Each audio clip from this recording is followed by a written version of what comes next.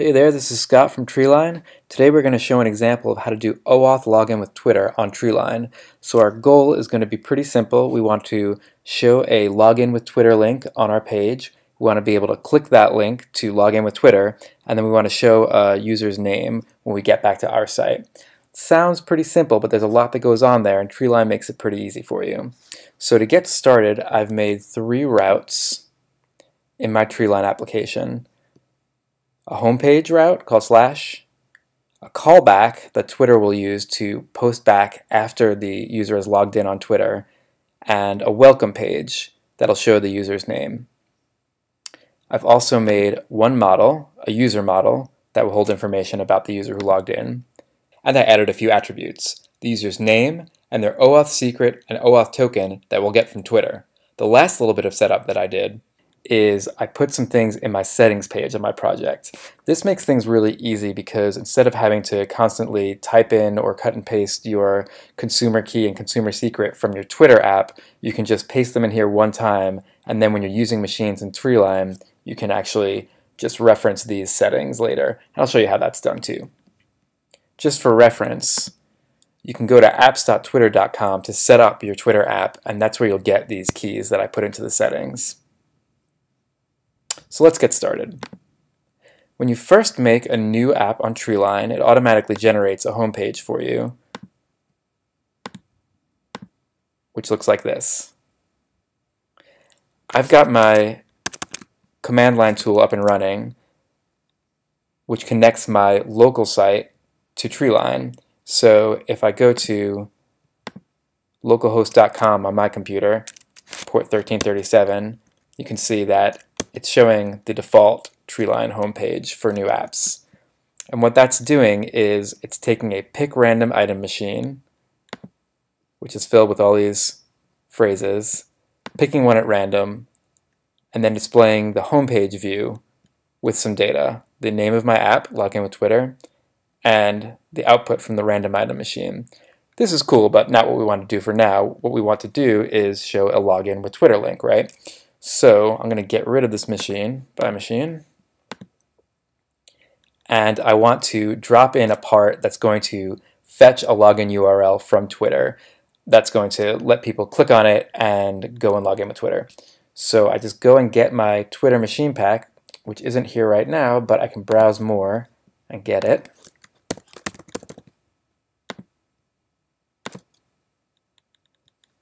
And it's in my drawer. I open that up, and I see 3 machines: get access token, get login URL, and get user profile. We want the get login URL machine. Just drop it on here. This yellow triangle means that we have a little bit of configuration we need to do. Before Twitter is going to give us a login URL that people can use to authorize them, it's going to want to make sure that we actually have an application registered on Twitter. This is where we put in our consumer key and our consumer secret. So normally I might have to paste these in or type them, but here I can just press Control-I, select Project Config, select Twitter, and then I click on that, and I can click the consumer key. I can do the same thing for the consumer secret. Put in this little Twitter bubble, click Twitter, and then click consumer secret. The third piece of information that Twitter wants from us here is the callback URL. This is the URL on our website that we're building that Twitter will post information back to after a user on Twitter has attempted to log in. Then what will happen is we'll take the information that Twitter gives us, which is like a temporary authorization. We'll send it back to them to prove that we are who we say we are, basically that we are running the application that we registered on Twitter. And in response, Twitter will send us back a more permanent user secret and token that we can use to identify that user on our end. And that's how we do login with Twitter instead of having to save usernames and passwords on our site. For this example, I'm just going to use http localhost.com. That's something I set up on my computer. Port 1337/callback. And that's one of the other routes that I already defined in Treeline, and that will put more machines on. Save that. And the default response for this machine is to respond with the result and the status code 200. And you can hover over this dot to see an example result, which it looks like a URL. If we go over to our home page and refresh, you'll see that instead of that nice page, we now just have this long link. This is getting close to what we want, but we can't click on this because it's just text. So we'll change things up a little bit to make this into a link. Let's go back to our machine and change the response from respond with the result and status to respond with custom value and status code. And we will make an HTML link. We can open up with Control-I and get the output from the get login URL machine as a bubble. And then we'll say, click here to log in with Twitter. And close that link up. Now if we go back to our home page, instead of this long URL, we see a link. Okay, so let's see what happens if we click on this link. We click on it, it takes us to Twitter, and it's asking us, would you like to authorize Treeline login sample to use your account? That's the name of the app that I set up on Twitter, and it tells you all the things that you're going to be able to do and not do. If we click sign in, you'll see that it's brought us to a 404 page. Let's take a closer look. The page it brought us to is localhost.com, port 1337/callback. That's the page that I designated in my app on apps.twitter.com. And it's also sent back an auth token and an auth verifier. So why did we get a 404? Well, I did set up a callback page, but I used post instead of get, which was a mistake. So easy fix, we just go back and change post to get, save that, and we'll go ahead and try again. Let's go back, authorize Treeline login sample to use your account, sign in. Okay, now it says okay. The reason it says this is because in our callback route, we simply have it responding with status code 200. Now just because it says okay doesn't mean that we're all done. In fact, the user is logged in on Twitter, but they're not actually linked up to our account yet. That's what this callback page is for. We need to take the OAuth token and OAuth verifier information that Twitter gave us and send it back in exchange for a user token and user secret. That will do two things. It will link the Twitter user up with our app, and it will give us a way to identify that user in the future. So what we want to do is take the get access token machine, drop it on there, open it up, and again we're going to put in our consumer key and secret from our project config.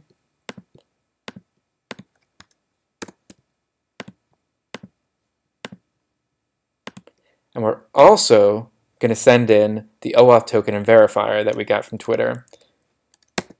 So what we can do is press Control-I again, and in parameters, these are the route parameters that are going to be sent in with this request. We'll type in OAuth token and OAuth verifier.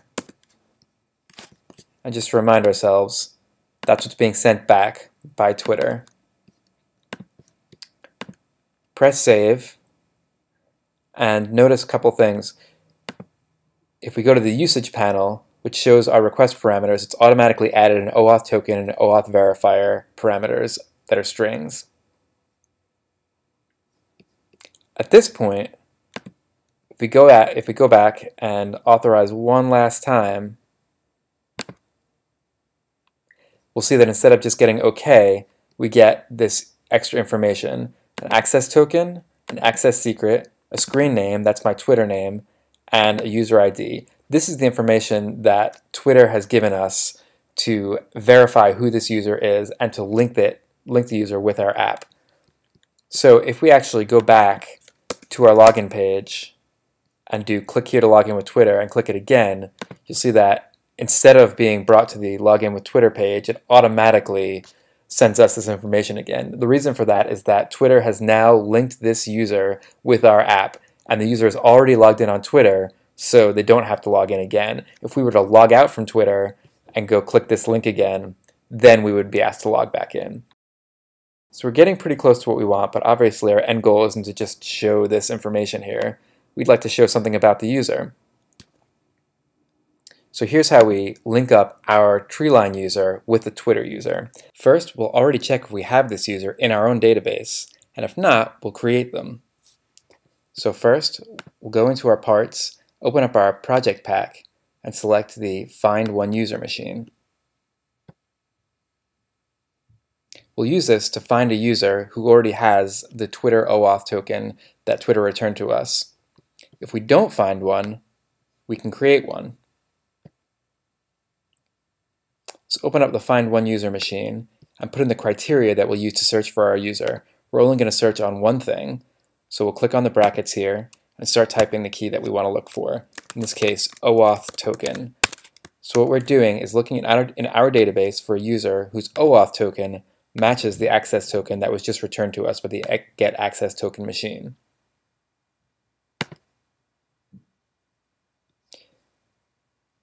Now, if we don't find that user, we want to create one and save them in our database.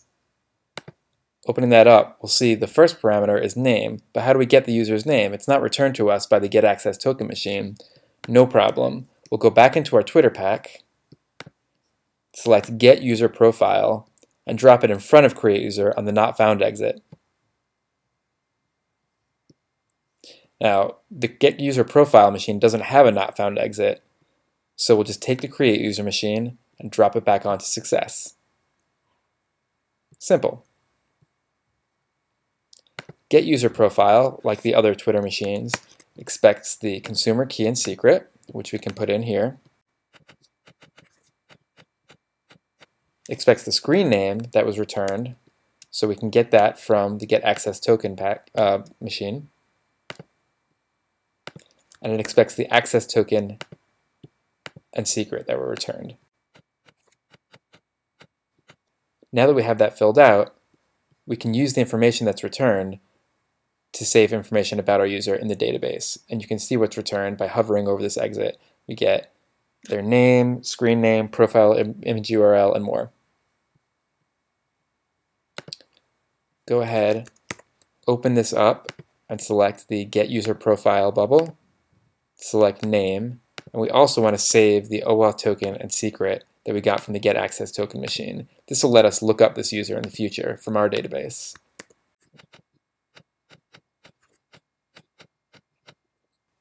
We're almost done. There's only a couple of things missing.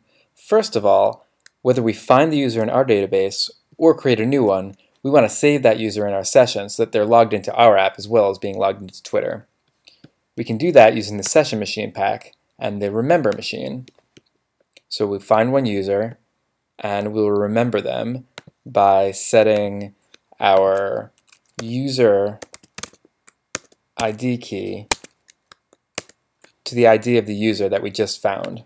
So we select Find One User and select their ID. We'll do the same thing after creating a user.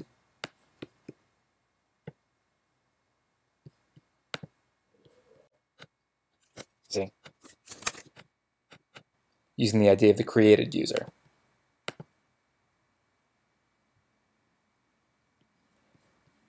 So you'll see after this flow, we'll have one of two possible responses. Either we find a user, remember in the session, and then respond here, or we get the user profile, create a new user using that profile, save them in the session, and respond down here. Either way, rather than responding with just a status code, we'd like to redirect to our welcome page. So we click Respond, change it to Redirect, and type in /welcome.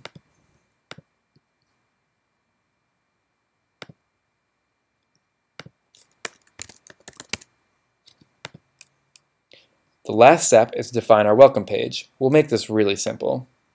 We're just going to look up the user who's logged in, and we're going to say hello to them. To look up the user, we'll open up our project pack again and do Find One User. And for this time, we'll use the user's ID as the criteria. And we'll say that we want the ID to match the user ID from the session. So we click Session and type in user ID. Recall that we remembered the user ID in the session in the callback route that we just made. In case we don't find this user, we can go ahead and redirect to the home page and ask them to log in again. If we do find the user, we can respond with a custom value saying, "Hello there," and selecting their name.